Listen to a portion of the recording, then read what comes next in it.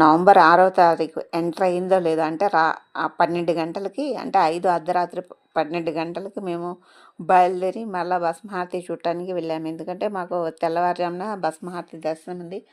మరలా క్యూ లైన్లో నిలబడి 3 దశలు చెక్కింగ్ అయిపోయిన తర్వాత ఉజ్జయిని మహాకాళేశ్వర్ క్యూ లైన్లు అంటే 8, 9 వరుసలు ఉంటాయి. అవి ఆ వరుసల్లో కూర్చోబెట్టేశారు అందరిని. కూర్చోబెట్టడం అంటే ఇక ఆ లైన్లో వదిలేశారు. కూర్చుంటారా, పడుకుంటారా, నుంచుంటారా అది మన ఇష్టం.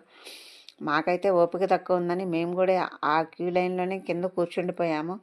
కింద కూర్చుండిపోయి అలాగే చలికి కొంచెం చలిగా కూడా ఉంది.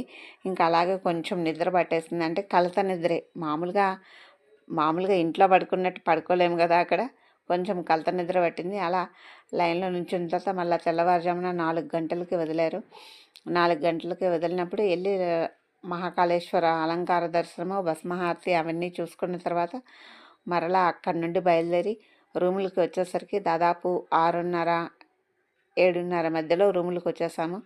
మరలా వెంటనే రూములకు వచ్చిన కొంతసేపటికే క్షిప్రా నదికి వెళ్తున్నాము స్నానానికి అన్నారు అందరూ.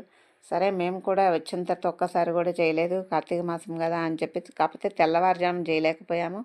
ఇంకప్పుడు 8 గంటలకు బయలుదేరి క్షిప్రా నదికి వచ్చాము.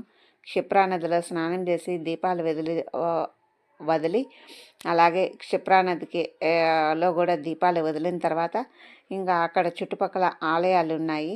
ఇది రామ్ ఘాట్ అనమాట క్షిప్రా నది దగ్గర.